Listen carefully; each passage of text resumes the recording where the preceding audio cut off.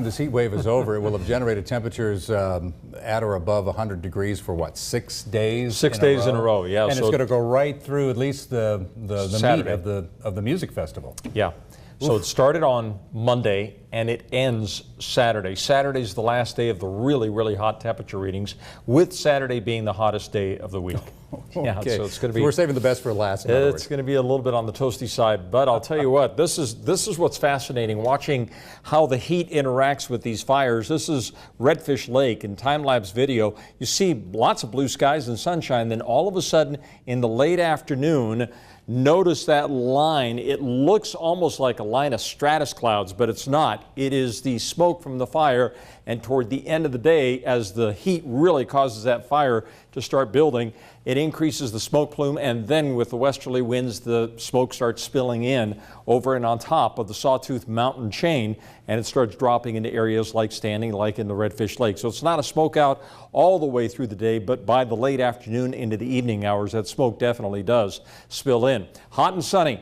It's going to continue. Not as hot, though, on Sunday. Sunday, temperatures start dropping back down into the 90s range, and then it's going to be cooler as we go into next week, and I'll show you why. There's some cooler air that's gathering in the Gulf of Alaska that's going to be moving this way later on next week. Temperatures outside right now, 99 in Ontario, 98 in Boise, 98 degrees in Mountain Home. So we're about where we were yesterday at this time, and yesterday we hit a high of 101 degrees. So on the almanac right now, there's that high, 98 degrees so far today, but there's the average, 93. Now, it's this temperature reading that's kind of like the guiding line as what we use to determine whether we're going to be warmer than normal or cooler than normal.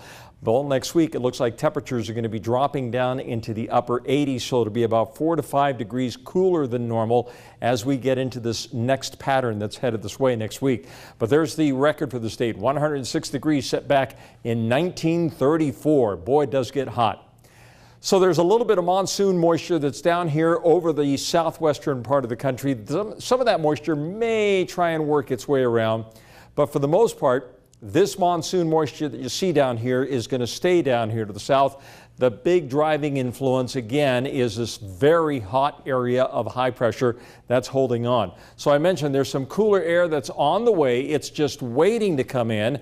It's up there in the Gulf of Alaska, but what needs to happen is the high pressure is going to start breaking down by Sunday, and that is what eventually is going to allow this cooler air to work its way into the gem state, but the coolest air doesn't get here until about late Tuesday or Wednesday, but the temperatures will be on the decrease commencing Sunday. So 103 degrees in Mountain Home. Boy, stay hydrated out there. Try and create as much shade for yourself as you possibly can as you're going to that music festival. Kuna at 101 degrees, Meridian 101, Boise 101, overnight lows in the 60s. Pretty much the same scenario all across the Treasure Valley. And of course, let's not forget about the potential for air quality not being as good as it can be this time of the year because some of the smoke, but the majority of the smoke really impacting our neighbors to the east of us. So 103 degrees on Saturday. Then here comes temperatures in the 90s on Sunday and Monday, then down into the upper 80s on Tuesday and Wednesday. That is going to feel like a significant change, but there is no rain in the forecast.